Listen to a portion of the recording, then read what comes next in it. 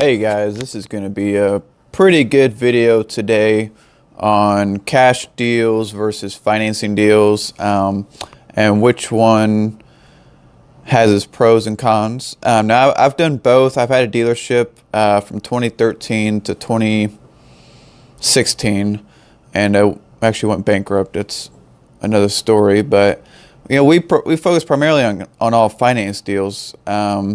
The cars in the range of, I'd say, 7 to upwards of 15,000, and they were like subprime deals, some local credit union deals, but kind of the niche was the bad credit. We finance anyone, work with subprime banks like Credit Acceptance. There's a whole host of other ones. That's one of the big ones. UACC.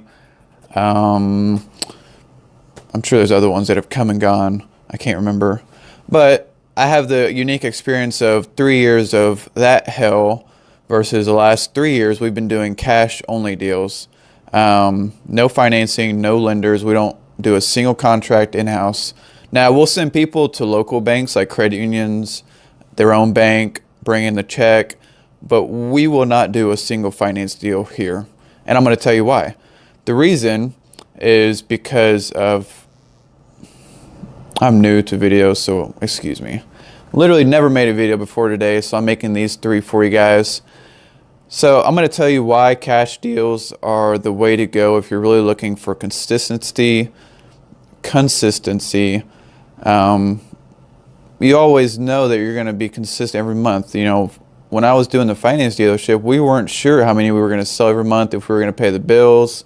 It was a whole new thing to learn. You had to learn how to do contracts, not to mention all the laws with financing, all the regulations, interest. Oh my gosh, having to repo cars. Some of the banks, they would have what's called a first payment default. So we're going to get into that.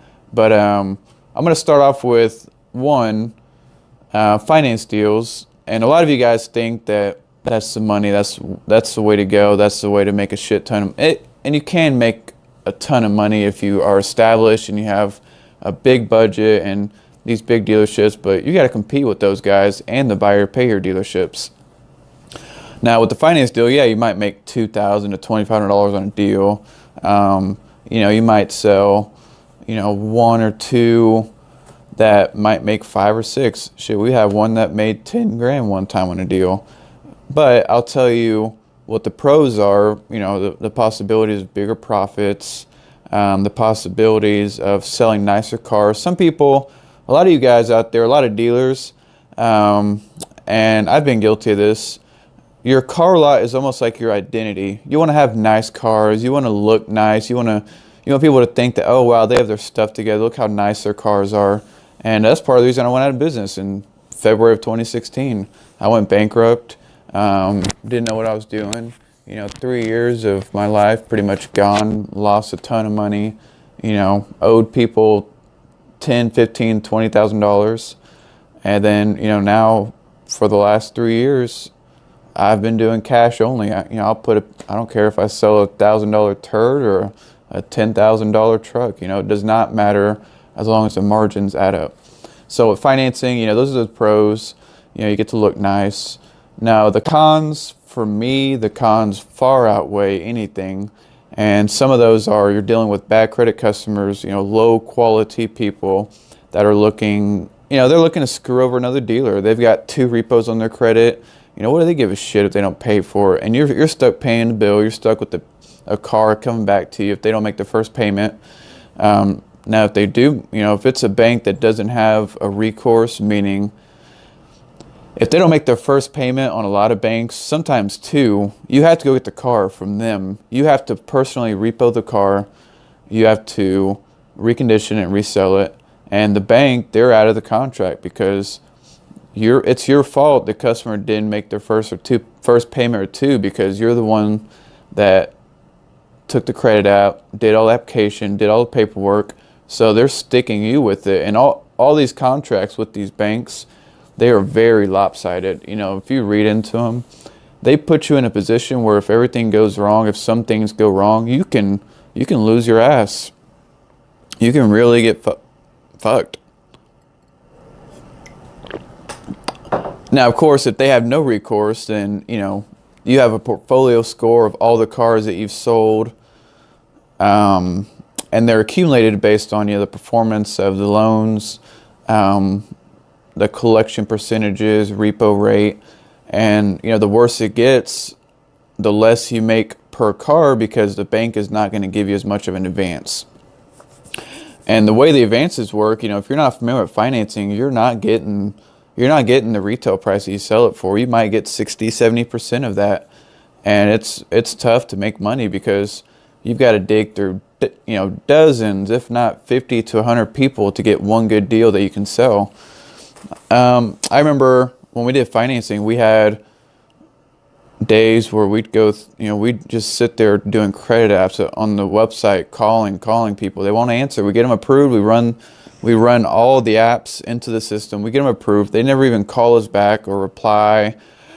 They don't even answer text messages, and it's like a waste of time. You wake up, you've got all these credit apps. Now some people might do it differently. If you have more of a prime credit type of setup where you have nice cars, it's all people's own financing credit union, stuff like that, that's fine. But for me, what I really wanted in my business was consistency.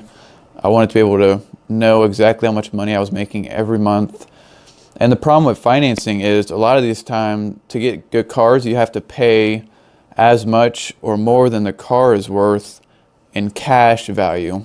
Meaning, if I've got a car in my lot that I can sell for $5,000, a lot of buyer payer dealers and finance dealerships they'll pay 4 to 5 at the auction because they know they can finance it for 7 to 10. Now, what happens when they can't sell that car 3 months down the road? It's sitting on their lot.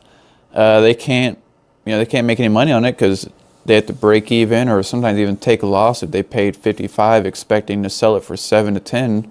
You're losing money because you have to dump these cars and you didn't pay a good price for them. So when it comes to cash, that's part of the benefit is being able to exit the vehicles in terms of selling them fast. Because if you buy them right, that's all that matters. If you pay cheap enough for a car, you don't have to worry about selling it. That's easy. My main job, mainly what I do, I spend most of my time is buying cars right. And after that, it's easy. They'll sell. I don't have to worry about making money because I did my part right and I paid a cheap amount for the car so that the worst case scenario, I might lose a couple $100. Not a big deal. So when you're selling cash cars, the sweet spot for us is between 2 to 5,000. That's almost all the inventory we do. That means I have some specialty cars that will do over that price. It's very rare. And the reason we do cash is because, if you pay 2 for a car, you sell it for 3, you made a quick 1,000. The person, from the time the person walks in our door to leaves with the paperwork, it's 20 minutes maximum. We have 6 pieces of paper to sign versus when you finance a deal, you've got 30, sometimes more for the finance contract. Sometimes you have to install the GPS. Sometimes you have to follow up with all the references, all their steps, approve their income statement, bank statements, pay stub, whatever it is. You might spend an hour to 3 hours with the customer just to sell a car that you made $2,000 on, and we made $1,000 on a deal in 20 minutes. They show up at 9 o'clock, they test drive the car, they're leaving out of our lot by 9:20, 9:30. We don't ever see them again unless they come pick up their title or whatever. It's just easy. That's the only way that we can sell 60 cars a month to 70 is if we're messing with hour to 3 hour deals with one sales guy. We would not be able to do the volume because of such a big time waste of one person spending time with one person for 2 hours. It can't work.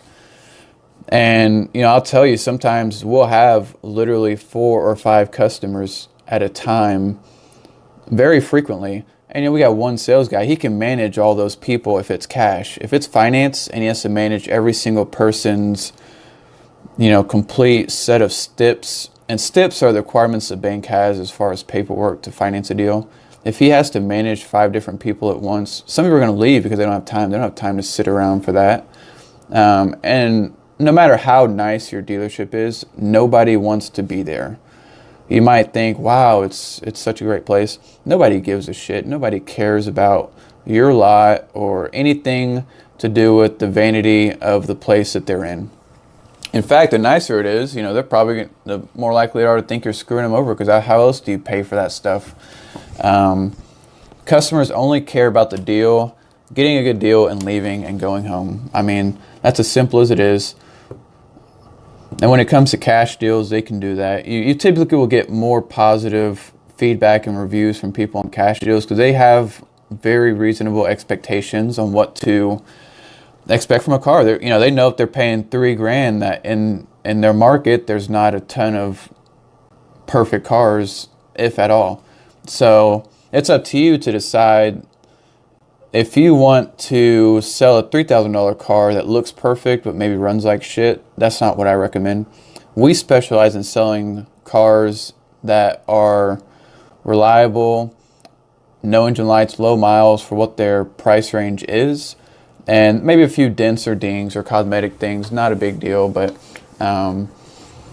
that's part of our sales pitch is, you know, when you're looking at this car that you're buying compared to all the ones you've looked at, it doesn't need work. It doesn't need things done to it. It's an easy sale. The car sells itself. Our sales process is very simple. I probably got a little off track there, but, you know, that kind of gives you a good finance versus cash comparison. You know, the difficulty of financing deals just goes way up. You know, it sucks resources and time, you know, not to mention, you know, you typically have to have more expensive cars that you've bought really cheap, which is hard to do because every dealership is competing for those cars that you're buying. Not to mention, buy here, pay here dealers are going to pay more than you can pay because they have no price limit. They'll sell it for 2.5 times the price. One topic I'm going to cover on those finance deals that I learned, and it took me a while to learn, was, you know, the difference between the advances that you get and the actual price you sell it for. Because you might sell that car for $13,000 on, that's how much they financed, but you're only going to see $8,000 of that in a check from the bank. So hopefully you paid under $6,000 for that car, or $6,500, because otherwise you're not making money. And, you know, the banks calculate that number very precisely. They know what they can get out of the car if they have to run it through auction for a repo. And that number is typically going to be close to what you paid for it. So your profit, a lot of times, is a down payment. And finance customers, they have really high expectations. They are picky. They come in and your car is one little scratch or ding or little thing here and there, and they'll complain about it. You know, that's just as simple as it is. That's about it for the video today. If you can think of anything I missed in the video, because I do all these videos unscripted for now. You know, I'm just giving you experience out of my mind. If you have any questions, comment down below. Any feedback, anything that you guys want to learn about, just let me know. Until next time, talk to you later.